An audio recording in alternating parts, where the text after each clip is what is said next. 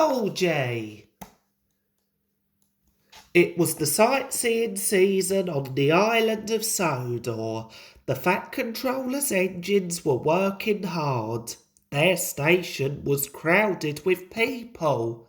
Duck, Donald and Douglas were taking passengers from the station to other parts of the island. Some passengers had been brought to Sodor by a big red bus called Bulgy. Bulgy looked at the crowded platform and frowned. "I wouldn't have brought more passengers here if I'd known how many were already," he said. "But they are all really enjoying themselves," said Duck. "Huh," replied Bulgy crossly. Duck thought Bulgy was very moody. Bulgy was rude to all the engines. Every time he saw them, he shouted, "Down with the railways!" He said railways should be closed so coaches, buses and cars could do everything instead.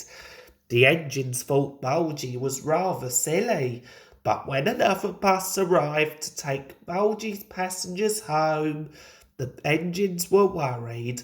This meant Bulgy was going to stay on the island. Would he really get the railway closed down?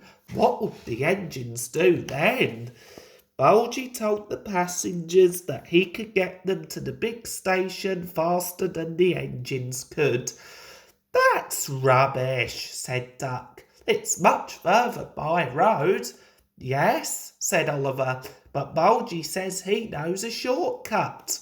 That evening, Duck was about to start his final journey of the day, but he only had a few passengers aboard. He waited for a few minutes, hoping more would turn up, but none did. Just then, Duck heard a loud toot toot. Bulgy was leaving the station. He had a sign on his side saying, "Railway bus." Most of Duck's passengers had gone with Bulgy because he had told them he was working for the railway. "Stop!" called the railway staff as Bulgy pulled away, but it was too late. "Yaboo snubs!" Bulgy said as he roared away with the passengers. Duck and his carriages, Alice and Mirabelle, set off on their journey with the few passengers they had. "Bulgy is a nasty old thief," said Alice to Mirabelle.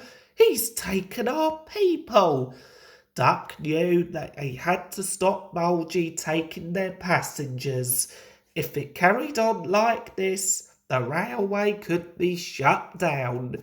He wondered what they should do. But Bulgy was about to be stopped. His shortcut led down a narrow road with a low bridge.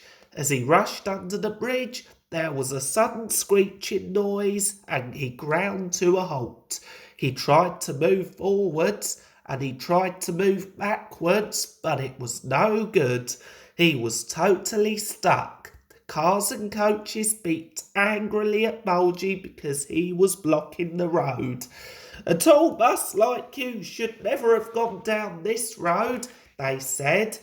Bulgy's passengers were furious. "We should have gone with Duck," they said. "He would never have let us down like this. We're going to miss our train at the big station and it's all your fault," they shouted at Bulgy. Bulgy didn't say a word. As Duck reached the bridge, a man appeared by the track waving a red flag. "Danger!" he cried. "A bus is stuck under the bridge." Duck moved slowly forward. He saw Bulgy under the bridge. "So that is Bulgy's so-called shortcut," he laughed. Bulgy held his breath as Duck slowly moved over the bridge. "That bus has tricked us," said Bulgy's passengers. "He said he was working for the railway, but he lied. Can we go with you instead?" Duck agreed and took all the passengers to the big station in time for their train. The passengers promised they would always travel by train from then on. Bulgy was left under the bridge. He had to wait all night before he was rescued. He didn't learn his lesson though. He still thought he could take over the railway. But by then, everyone knew it was faster to go by train, so they all travelled with the engines instead. Bulgy decided to retire. He asked the farmer if he could live in his field and look after his hens. The farmer agreed. From that day on, Bulgy was much happier. The hens enjoyed hearing about his grand adventures on the bus route and how terrible engines were. They didn't know any better, and Bulgy felt proud because the hens produced more eggs than ever before.